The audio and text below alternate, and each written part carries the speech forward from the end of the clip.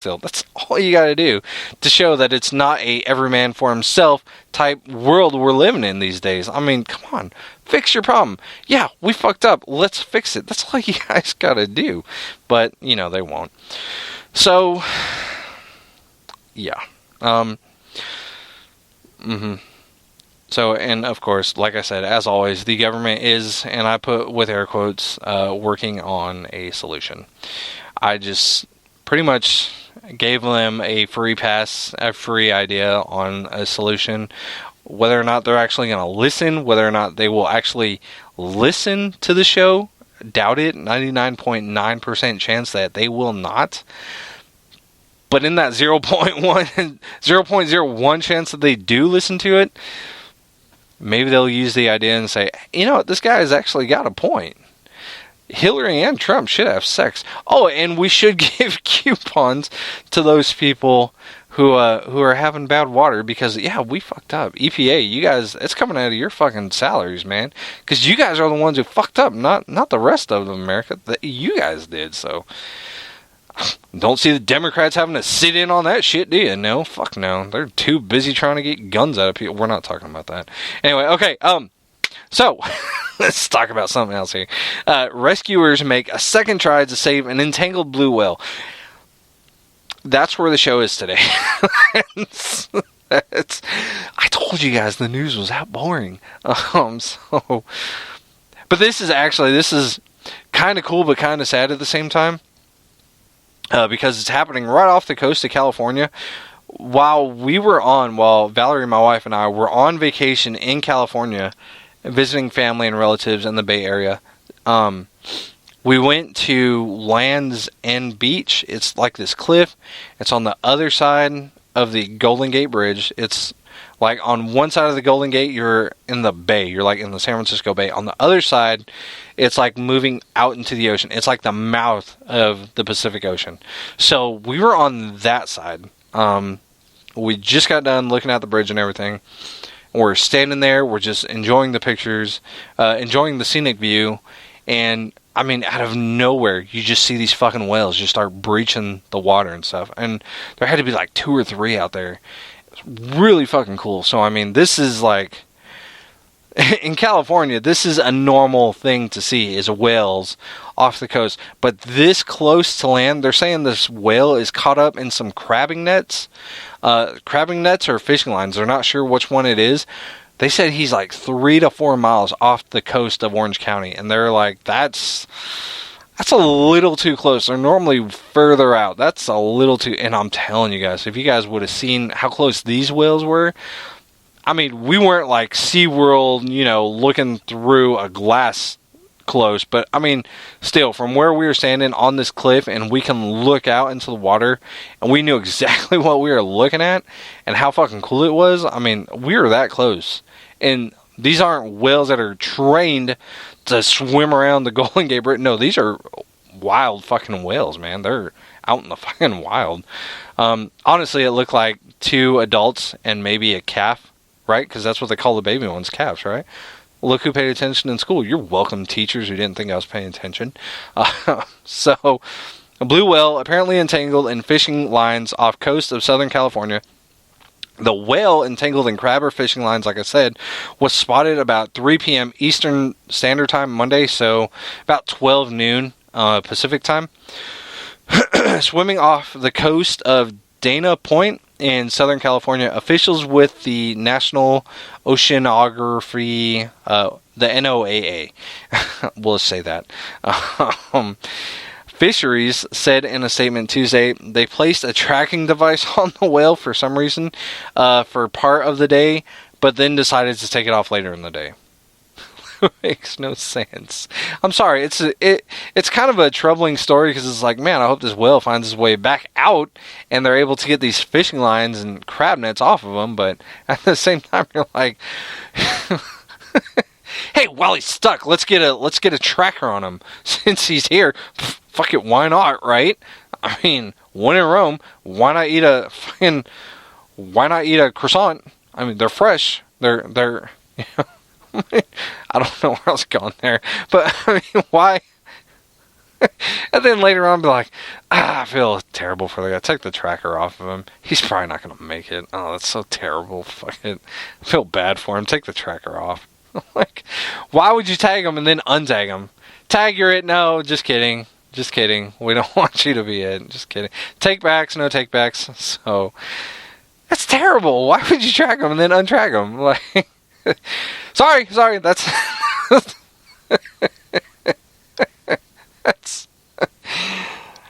That's like Facebook stalking someone, accidentally clicking friend, and then you're trying to unfriend them. Delete. We don't want to follow you. I don't want to. We don't want to be friends with you, Will. Sorry. So that's sad. That's horrible. Poor guy or girl. Because the age and the sex is unknown. Maybe that's why they're like, we don't know how old he is. We don't want to track him. We don't know how old he is. Fuck it. He's too young. There's an age requirement. I don't know if there is. So no known age or sex of the whale has been determined. Frankly, because they're too scared and they won't talk to the NOAA fisheries. Pa-ching. No. Okay. So anyway, no. Okay. And then. So the NOAA Fisheries and the Orange County Sheriff's Department Harbor Patrol are helping in the efforts. Like I said, this whale is 3 to 4 miles off the coast of Orange County. As of today, it is still going on. The story was posted yesterday on CNN.com. As of today, I had not checked after I typed up this and before I did the show, I didn't look into any updates on the whale. I figured there would have been updates posted to the story as I was reading it. But as of today, there were no further updates on whether or not he had been freed and gone back out into the further away from the coast. I think they said the nets are tangled up on his tail. I don't think it's like tangled up in his face, but they said it is causing him a little distress. So, save the whales, folks. And again, it's not like whoever had those fishing lines or crab nets out there were trying to catch a whale. I mean, honestly, if it's crab nets, it's not whale nets. And I've never known of any whaling going on along the coast of California. If it is, then it's like top secret, but I've never seen that happening. Like I said, along the coast of California. So, chances are, the scientists said the water is a lot warmer, unusually warmer this year than it normally is. So, and they've been seeing a lot of whales swimming closer to the inlands, closer to the shores of California, and they believe that's a lot of what it has to do with is the water, how warm it is out there this year. So, and that could be why we seen them right there in the San Francisco Bay. I don't know. That could be a very good reason why, though. You'd have to ask my wife. She stuck her feet in the water. I was like, fuck that. There's jellyfish. I remember as a kid that shit scared the hell out of me watching that water come in. There's no fucking telling what's coming in with the waves. I don't know. Go ahead. Get your foot stung. I'll pee on it. That's fine, but fuck that. So, I mean, you'd have to ask her if the water was warm, and I honestly couldn't tell you. Again, I was like, nope. I'll enjoy the look and the sound, but I won't go down there with you. Fuck that shit. So, and last but not least, third and final story of the day. This is kind of cool story. It reminded me a lot of the lesson from church this weekend. Church this week. This church in Hamilton, Ohio, invited a thief back for service. Yeah. Excuse me there. It didn't say whether or not the thief had been back for service. But so, yeah, here's the story. Everyone is welcome to attend Mass each week at the World Commission Church in Hamilton, Ohio. That includes the person who tried to steal from the church. Yeah, someone tried to steal from the church.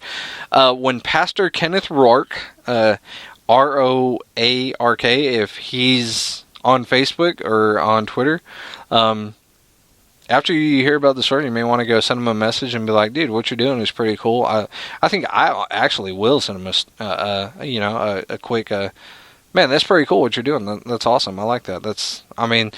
honestly, what he's doing is really honestly how I feel like God wants us to live. Yeah, I'm going to get a little religious here, a little religion-y, a little religious here on this story. So, I mean, if that's not your thing, you may want to fast forward, or, you know, you may be like, let's hear what he has to say here. So, yeah, I honestly think what he's doing is pretty cool. So when Pastor Kenneth Rourke noticed the attempted break-in, he remembers thinking, that kind of makes me mad, but right away you start thinking about why it's happening. A person that would break into any place, they must be desperate, they must be in a bad place, and things must be going really bad for them. Pastor Rourke discovered the damaged back door last week, but the suspect was unable to pry the large steel door open. The building used to host a Rite Aid in the 1980s, before 2006, when the church moved in. What I want people to understand is, I want the thief to understand... excuse me. What I want people to understand is, I want the thief to understand it isn't just a building with stuff, said Rourke. It's a building with people that care about it. It's with that thought that the pastor decided to extend an invite to the suspect. Rourke wrote up a note, stuck it to the back door, and addressed it to the thief. The note said in part, "We love you and praying for you." I'm guessing they forgot our... "We love you and are praying for you."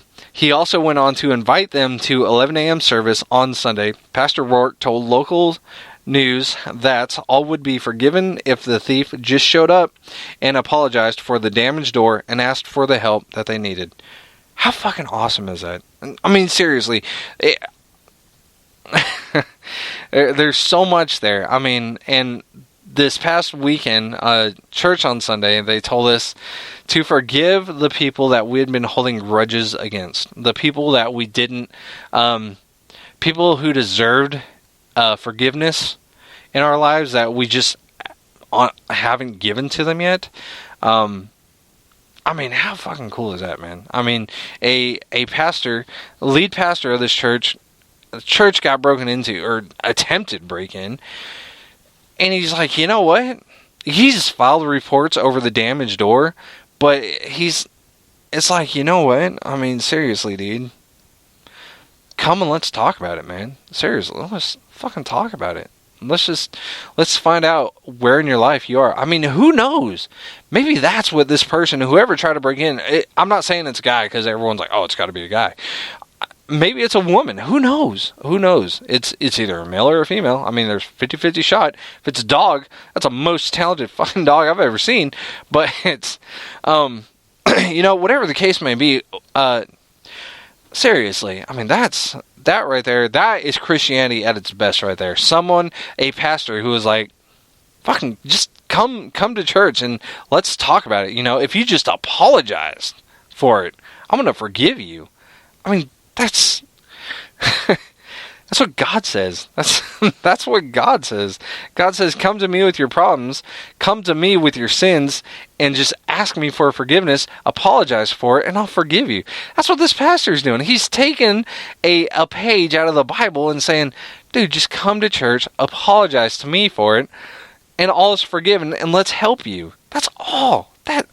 How fucking cool is that? I mean, that is a true Christian right there. That is a true un-Christian. Now, I know a lot of you are saying, well, what if he had murdered someone? What if the thief had murdered Pastor Rourke, one of Pastor Rourke's members of the church or something like that?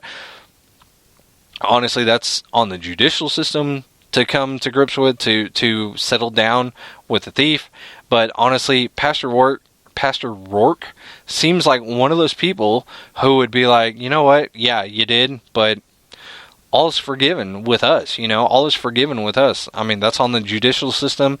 That's not one of us, you know, that's not on us to judge. That's not on us to decide your fate. That's God, man. I mean, seriously, this pastor sounds and seems like one of those guys who would be like, dude, that's on God, man. Seriously, that's not on us. We're here to just praise and love God. That's all we're here to do. I mean, God gave us a model. God gave us a way to live. We're just here living it, you know, and we're just trying to get other people to live like it too. And I mean, if this thief would actually go and apologize and everything, seriously, I mean, if that was me who did it, I mean, I'm not there, but if that was me who did it,